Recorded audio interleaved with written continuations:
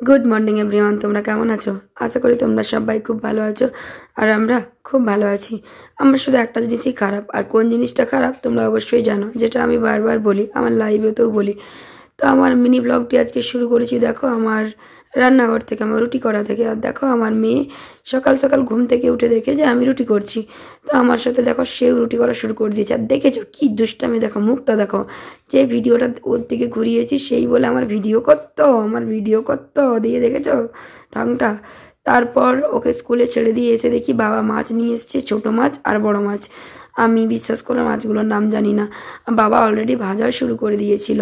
এই আগের এই বড় মাছগুলো দেখো বাবা ভেজে রেখে দিয়েছিল আর ছোট মাছগুলো ভাজছিল তারপর আমি এসে রান্নাটা করেছিলাম তো আমি তোমাদের সাথে নিয়ে নিলাম এই ছোট মাছগুলো আমি একটু অন্যরকম করে রান্না করেছি ওটা আমি কালকের ব্লগে একটু দিয়ে দেবো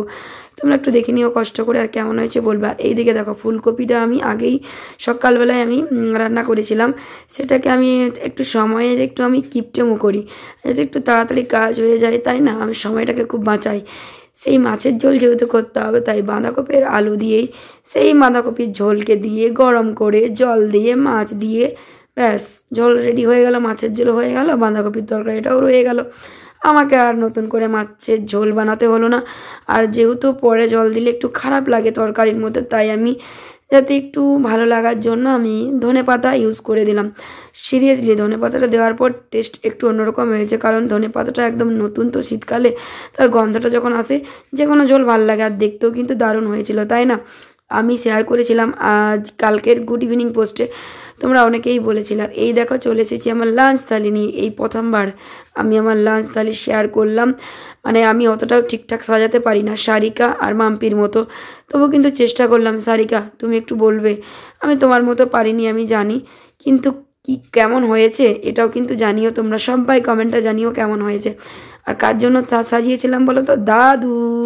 দাদু হলো আমার শাশুমার মা মানে আমার মামা দাদু আমাদের বাড়িতে আছে তো দাদুর জন্য যেহেতু দাদুই তাড়াতাড়ি লাঞ্চটা করে এখনও পর্যন্ত আমাদের কেউ করেনি আর আমরা যখন করি না খুব তাড়াহুড়ো নিয়ে করি তো দাদুকে বললাম ও দাদু বলো কেমন হয়েছে সাজানোটা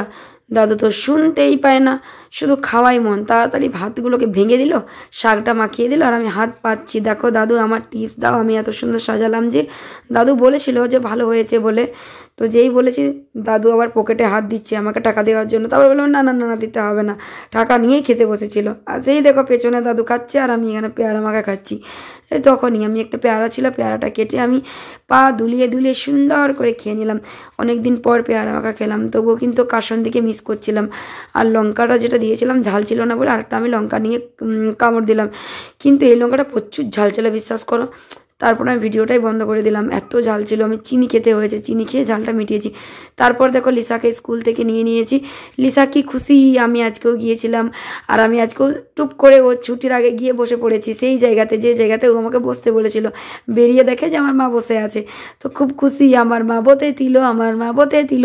দিয়ে বলছে মা ভিডিও শুরু করো সেই বললো ভিডিও শুরু করো তাই আমি ভিডিওটা শুরু করলাম আর দেখো যেই শুরু করেছি সেই ছোট